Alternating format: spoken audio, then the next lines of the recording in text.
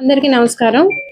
దొంగ నోట్ల తయారీ గురించి కొంతకాలంగా కమిషనర్ గారికి వస్తున్న సమాచారం మేరకు మన టాస్క్ ఫోర్స్ పోలీసులు అలాగే లా అండ్ ఆర్డర్ పోలీసులు నిఘా పెట్టి తనిఖీలు చేయడం జరుగుతోంది. ఈ క్రమంలో నిన్న ఒక ఇంట్లో దొంగ నోట్ల తయారీ జరుగుతుంది అని వచ్చిన సమాచారం మేరకు మన టాస్క్ ఫోర్స్ పోలీసులు అలాగే ఎంవిపి ఇన్స్పెక్టర్ ప్రసాద్ గారు, ఎంవిపి ఎస్ఏ కాదర్ భాషా గారు, అలాగే టాస్క్ ఫోర్స్ ఇన్స్పెక్టర్ అప్పలనాయుడు గారు, టాస్క్ ఫోర్స్ ఆఫీసర్స్ కలిపి ఒక జాయింట్ రైడ్ చేయడం జరిగింది.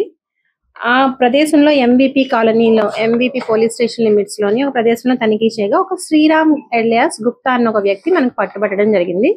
అతని వద్ద కొన్ని ఇన్స్ట్రుమెంట్స్ కూడా, దొంగ నోట్లు తయారు చేయడానికి ఉపయోగించే ఆ ఇన్ఫ్రాస్ట్రక్చర్ ఏదైతే ఉందో, ఆ మెషినరీ అయితే ఏదో ఉందో అది కూడా మనం పట్టుకోవడం జరిగింది.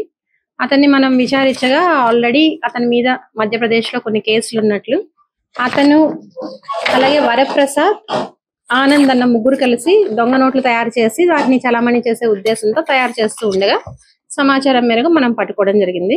So as you can see, మనకి పేపర్ ప్రింట్ చేయడానికి ఉపయోగించే పేపరు, ఆ ఇంక్, అలాగే సాఫ్ట్ కాపీస్ 500 నోట్లు, 200 నోట్లు వీళ్ళు ఎక్కువ తయారు చేయడానికి ట్రై చేస్తుంది. సో ప్రాసెస్ లో ఉండగానే వైజాగ్ పోలీసులు చాలా చాకచక్యంగా పట్టుకోవడం జరిగింది. ఇంకా కంప్లీట్ కాలేదు ఇది.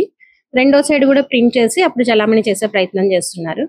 సో దొంగ నోట్లు అన్నది ఆర్థిక వ్యవస్థను దెబ్బతీస్తాయి అవి. సో చాలా సీరియస్ అఫెన్స్ ఇది. చూడడానికి ఏదో ఒక నోటు 2 నోట్లు అనుకోవచ్చు, కానీ ఇవి భారతదేశ ఆర్థిక వ్యవస్థ మీద జరిగే దాడిగా కూడా మనం చూడాలి.